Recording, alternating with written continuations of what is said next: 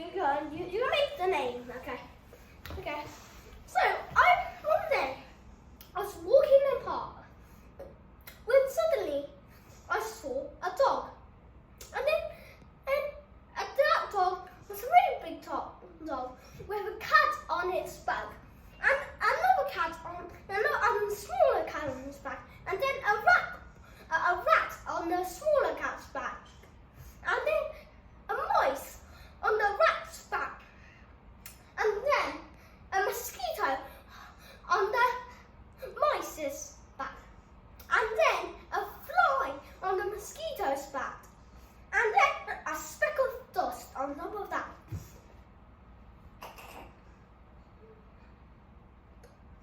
Can you imagine that?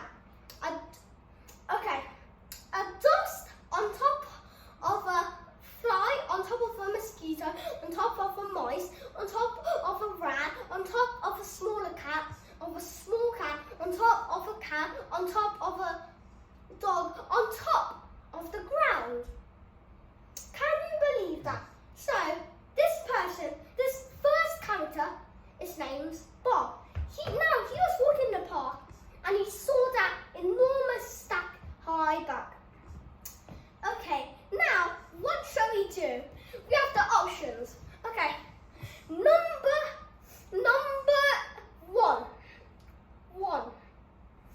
And the option to run away, embarrassed, and scream out for help. Or second, attack the animal and commit a felony, so the police will capture you and you will be in jail for 3 months. Or number 3, do nothing, just stand there shamelessly, just walking, keep walking towards the animal, or just do nothing, just stand there. You're just standing there, no emotions, just stand there. Okay, so number A is to run away. Number 2 is to attack. Number 3 is to stand there. What does Bob do? What do you think Bob does? This is a 5-second countdown. 1.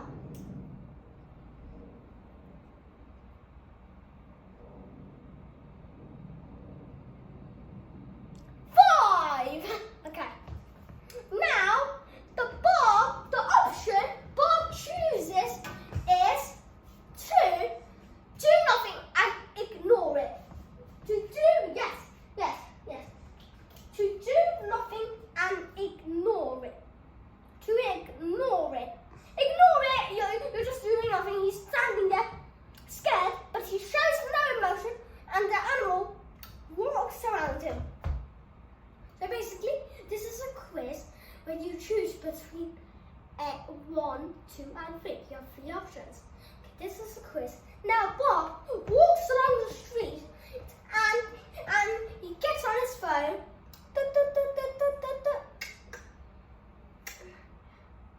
And he tells his friend, rings his friend. Hey Mike, so I was walking in the park right now. Send you a screenshot. So I was walking in the park when I saw what looks like animals on top of animals, on top of animals, on top of animals. Have you ever seen that? Okay, you haven't seen that. You have not seen that. Okay. And do you know, like, is that coincidence? Is that extremely rare? Oh yeah, okay, it's extremely rare. So he tells his friend about the thing that he saw. And now his friend decides to go in his car and go with him in the park. Now this park, Bob and Mike, the two main characters, have never been to. It is called the Mysterious Dangle Creature Park.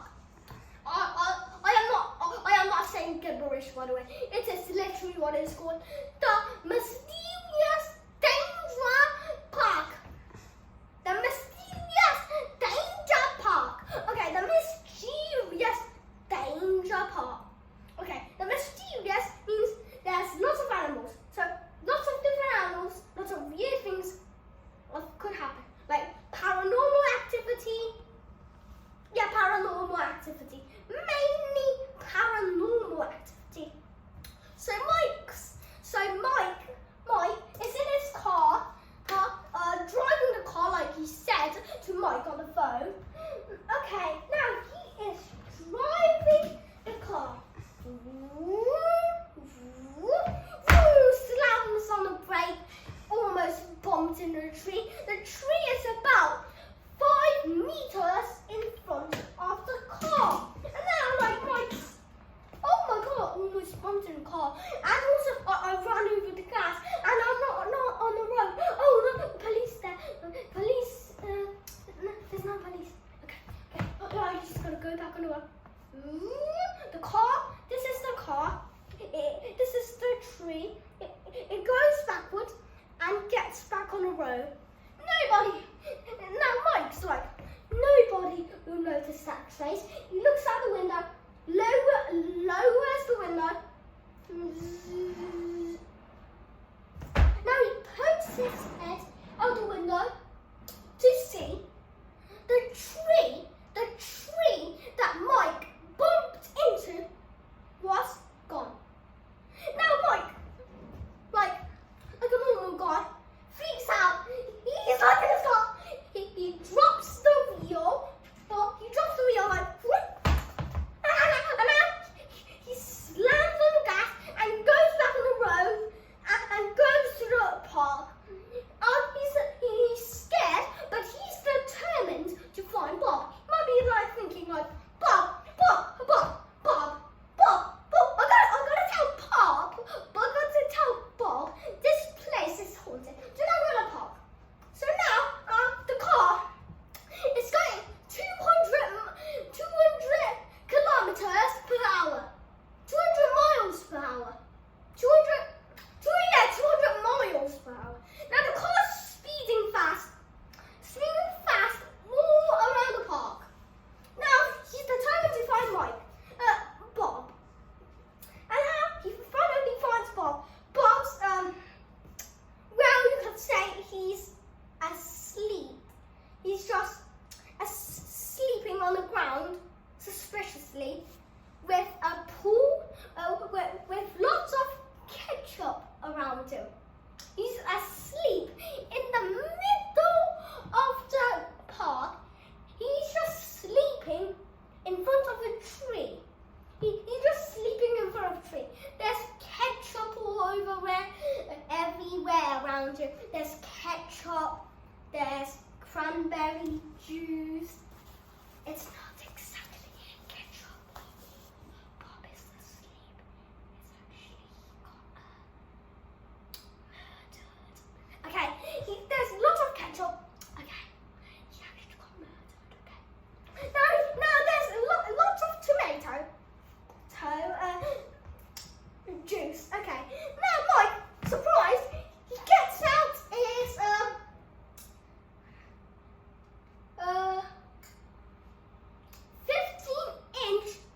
15-inch literal shotgun.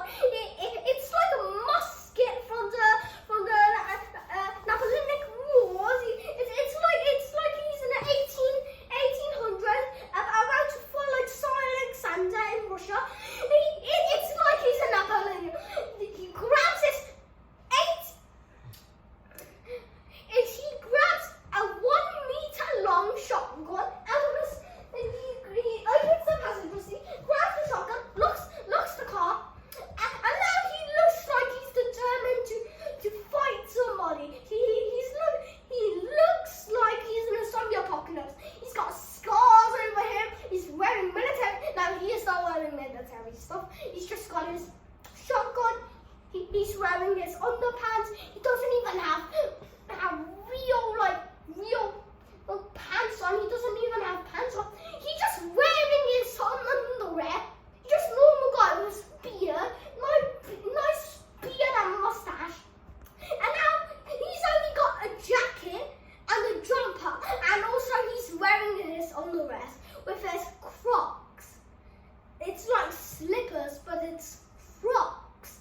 So he's wearing his Crocs and his underwear in his ripped jumper and his like jacket from when he was like 17 years old. He's like 24 years old now. He's living in a one-star rated apartment. Now he with his shotgun follows the ketchup. Not actually ketchup.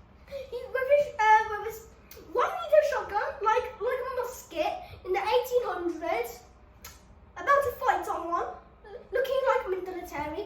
Now he walks in the park and he finds a trail of blood. Now, here is the quiz. Should you follow that trail of blood? Number 1, follow the trail of blood unknowingly getting into danger and probably getting in the newspaper about how you died. And it will be a mystery in history. Mystery history. You end up in the newspaper. Okay, number 2. Do nothing and do nothing and just get back in the car and go back home, telling nobody. Or number 3, scream out for help and get back into your car and go back to the police station and tell them. And tell the police. Now, what do you choose? Now, what do you think Mike chooses? Mike chooses 1. He chooses number 1, to follow the trail of blood. Wow, that is a dumb option. That is a bad option. You know, like in horror movies, well, when they have a big group, like a group of 4, and they're going in a haunted house. You go, oh my god, I'm so scared. No, don't be scared. I don't want to go. I want to go home. Where are we? Okay. These group of 4 are 70 IQ people. Like in a horror movie. You watch them and you say, don't worry. They are very dumb, but at least there are 4 of them. Only one serial killer. 4 people can beat up one guy with a stick, with a sharp stick. 4 people can beat up one guy with a knife. Yeah, but the 4 people, they're in a haunted house. And now the serial killer is not dumb. The serial killer is actually like Albert Einstein with his big brain. The brain's so big that it blows out like his head is like cracks open. The brain is so big. And now they're still watching when someone in the room. Wait guys, let's split up. That's when you know they're all going to be falling asleep in pools of ketchup and cranberry juice. That's when you know the serial killer is gonna win. When you like split up, that's the bad thing. You stay in one group. Okay, now Mike, following the trail of blood, he sees a cliff, a big cliff, and realizes there's an earthquake. And now, the earthquake, the cliff, it starts shaking. His car is just in front of the earthquake, and his car falls in the earthquake. Now he's on this cliff. The earthquake. Suddenly, a tree. It collapses. It collapses, and the ground shakes. Mike is holding onto the tree for dear life. He's holding onto the tree, and now he falls down 200 feet. 200 feet. 200 feet. Look at that deep hole. And a reminder, that cliff is 200 feet up in the air. And down that cliff is the earthquake, where you probably will fall down in pools of ketchup and fall asleep. Now, Mike, you just stop hanging on the tree. You just accept his fate. And now he just jumps down. He remembers he has a parachute. Now, when he doesn't know where the parachute is. And he has a bag. The bag. He doesn't know the parachute. He doesn't even know what a parachute is, but he knows he has got a parachute, and he doesn't know how it works. He falls down, and he gets stuck in this tight space, it's basically like a New York apartment. This is one of those small spaces, like 4 meters by 4 meters. Okay, now 4 meters by 4 meters. He's not in that tiny space, but he's in 2 meters by 2 meters, like this. Wait, no. Like this and this. You may not think that's too bad, but he was actually in 1 meter, like this. He's stuck. He doesn't know what to do. And he's in a cave. He can't exit. There's no entrance. There's no exit. Well, you're like in a maze, but there's no entrance. There's no exit. You're just stuck in this maze. But this is not a maze. This is a shorter space.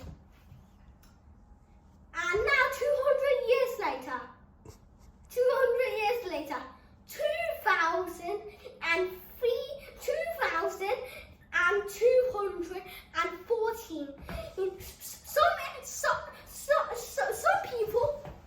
Some people had advanced from technology and also began to speak different languages.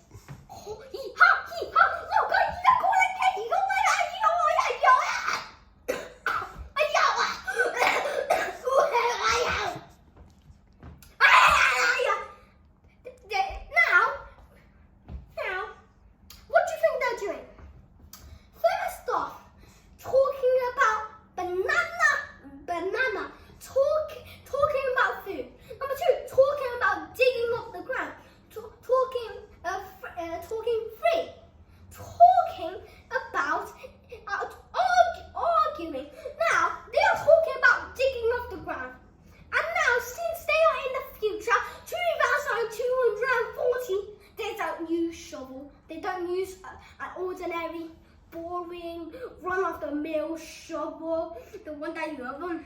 No! They use a technologized one. This shovel can shoot lasers, turn into a sword, turn into a cannon, turn into a car. This can blow up. This can literally move itself. This can turn into a robot. This can chat. This can literally do like anything and serve you food. This shovel can turn into anything. This can turn into a big dinosaur. AI generated dinosaur. Just generate a dinosaur. Now this shovel is extremely turns into a car. And now the car, but the front of the car is a shovel. And now the car has arms. The arms come out of the car, come out on top of the car and grabs the shovel. And now the arm of the car digs up the ground. Now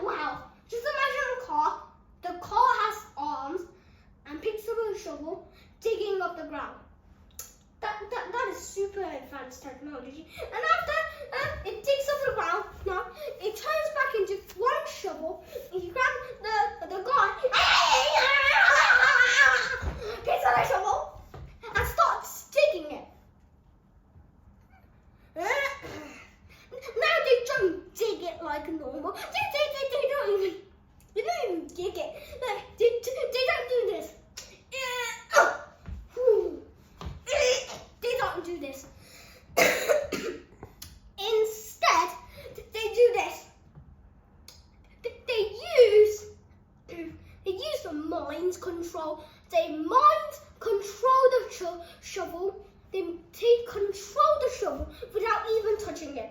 It's like magnetism. It's like magnetism. They pull out a magnet and starts. Suddenly, the ground cracks open. And since it is 214, Mike is already dead. So it cracks open the floor. It finds a rotten dead body. The guy's like,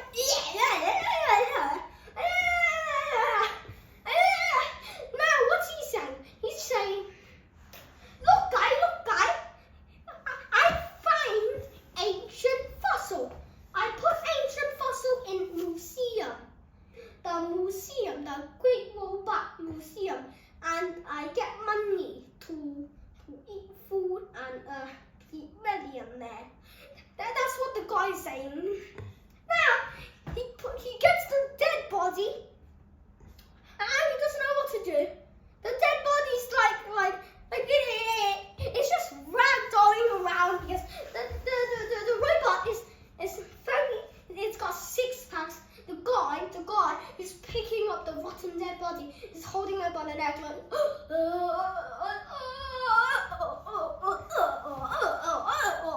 He's like that.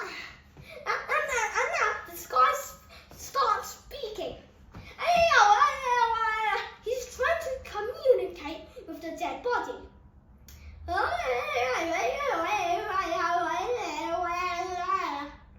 now he puts it in a museum. Happy ending. The guy, the futuristic guy got lots of money, and Mike and Bob is dead.